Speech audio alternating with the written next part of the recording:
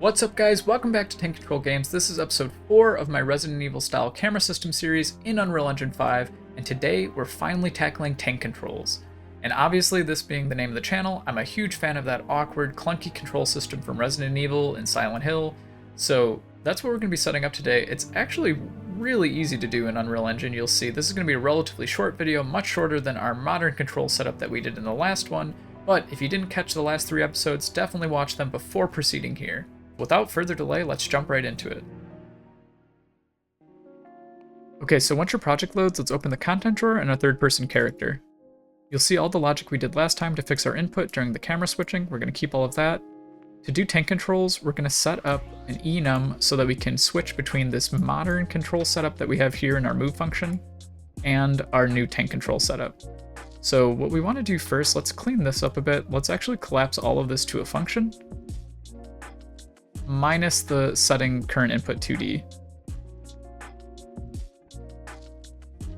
So to do that, you right click on these nodes and do collapse to function. And let's name this function handle, not tank controls, handle modern controls. And then instead of taking an input here, let's actually just get our current input 2D and plug that in directly, and we'll just undo that. So all I did to remove the input was under the inputs, just click the little X there, and then you'll get rid of that. So this is what we want, and then previously we had our input magnitude as a local variable, so let's just do that again. Compile, and we're getting an error. Oh, because we have our old hookup. So then just Alt, click on that, and it'll unhook that up. Compile again, and that looks good. So now we have one function that's handling our modern controls, and we're going to create another to handle our tank controls. But before we do that, so that we can actually switch between these two modes, we're going to create an enum. So to do that, let's create a new folder.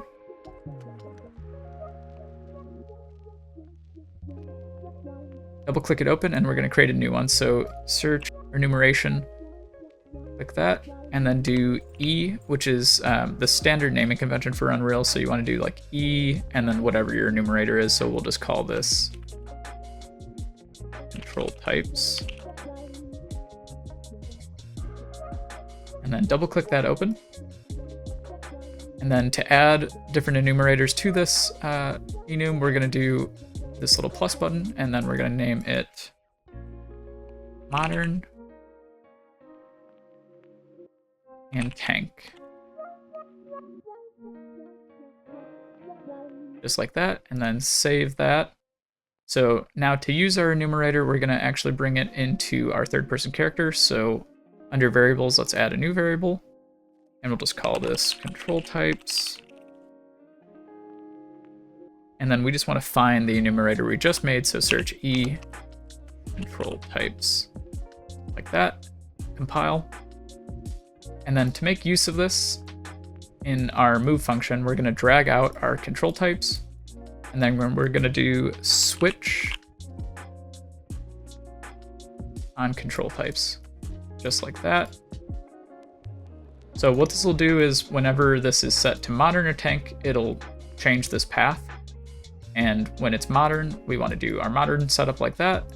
And let's actually just have control types default to modern.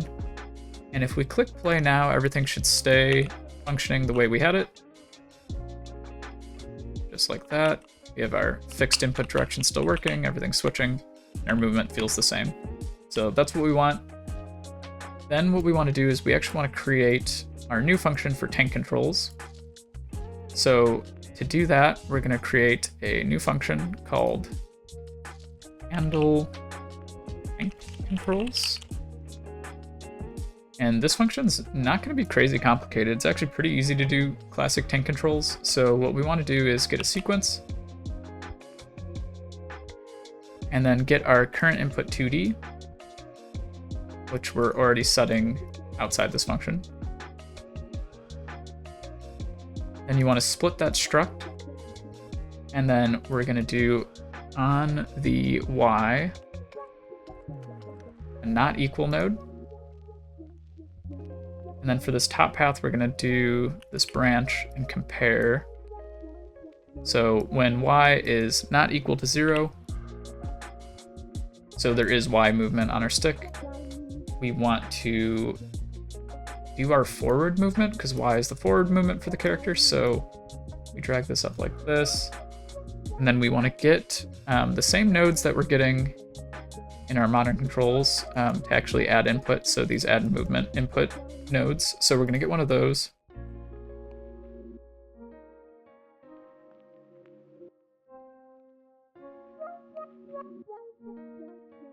We're going to add this to the true path. And then for world direction, it's really simple. We're actually just going to get the actor forward vector. And sorry, we want actor forward vector. Like that. And then since this is already self, it's going to get this actor's forward vector, which is your third person character, which is what we want. And then for scale value, we can just do our current input 2dy. Like that. That looks good. Then I think what we want to do for the second path is get our input again, do the same compare, but this time for the x.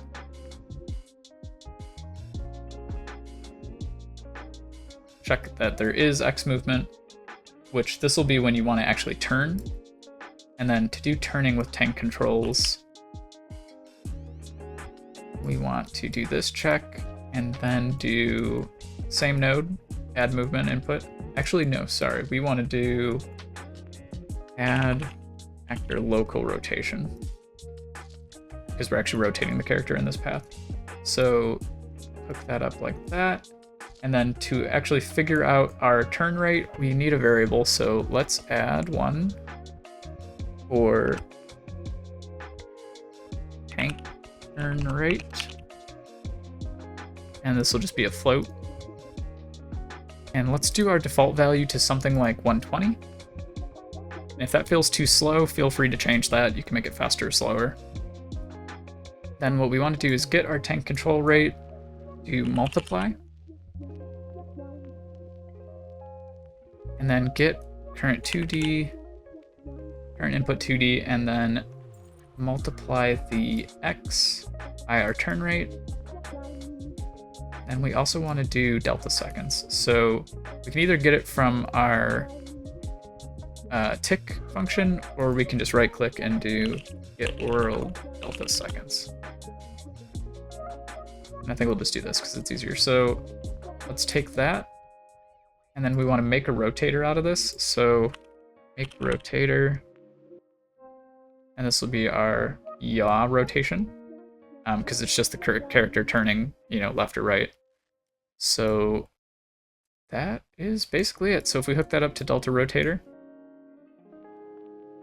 we should have everything we need. So let's compile and save. And then we can just test this. So we're defaulting to modern. So let's just hook up our handle tank controls to modern temporarily, do compile, go back to our level, click play. And if I press forward, character is now going forward on W, and then if I press A or D, yep, they'll do their little rotation. So this is, let's see if they go backwards too. Oh, so I don't know if you just noticed that, but there is an issue. So they're going forward, they're turning, all working good. They're not going backwards. So this is actually because our third person character is setting orientation to movement. So if you go character movement component under the details panel and look up orient rotation to movement, you have to have this off for tank controls, or you're not going to be able to get the backwards movement. So if we uncheck that temporarily, do compile, click play again, rotation's working, and now our backwards is working too. So that's working pretty good. Rotation may be a little slow, so you can tweak that if you want, but yeah, this is tank controls working. So it's really easy to do tank controls, just the basic movements in Unreal. But now that we have a function working, let's do a little setting so that we can easily switch between our tank controls and our modern controls. So to set that up, let's hook up everything here how it should be. So this should be tank controls, this should be modern controls, just like that. Compile and save. Okay, so in our event graph, let's get a key input. So search key, and then you have all your keyboard events. We're gonna do just T for this test. And on T, we wanna switch our control type. So we get this and do set.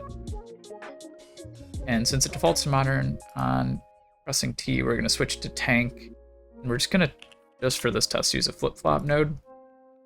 So whenever you press this, it'll jump between A and B every time you press T. So on A, we'll switch to tank controls. Then I think we also want to get our character movement. Set orientation to movement to be false, because like we said before, we need that for tank controls. And actually, since we are defaulting to modern movement, click your character movement and just reorientate rotation to movement, just so that that will still work. And then under B, we will set our control type to modern. Copy these nodes down, and then you're gonna also want to set this to be true when it's modern controls. So right now, this should work, but let's also just for debugging purposes, print a debug string. And we'll say control type changed, tank. Just display a big message so we know it's working. And control types changed, modern. Compile and save. So let's test this out. So if we click play, should default to our our modern movement. Everything should still be working. Yep, that looks good. And then if we press T, now it should be the tank controls. And yeah, that's switching.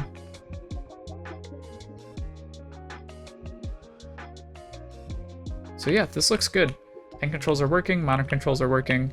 The last thing I think we'll do, just to make this cleaner for your projects. So this is more of like a debug method, so you can just comment this whole thing and just say debug control switching. But if you want this to change with an event, like I was saying, if you have like a menu system and you have settings, you can just do custom event and call this change. Actually, you probably want two events, so I would say set tank controls, or switch to, however you want to call it, and set modern controls. And then you can just hook these up similar to this.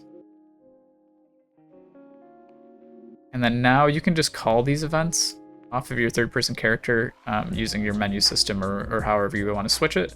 But this way, then you can just trigger this multiple ways. And that'll pretty much do it for tank controls. Like I said, this was a really simple tutorial, not very hard to add. But now that we have it working, one other thing we could do if you want in a future tutorial is how to actually do turn animations when you're doing your tank controls. It's pretty simple to set this up too, but maybe a little too long to do it in this video. So if that's something you guys would be interested in, I could definitely do that. It's more of an animation focused tutorial.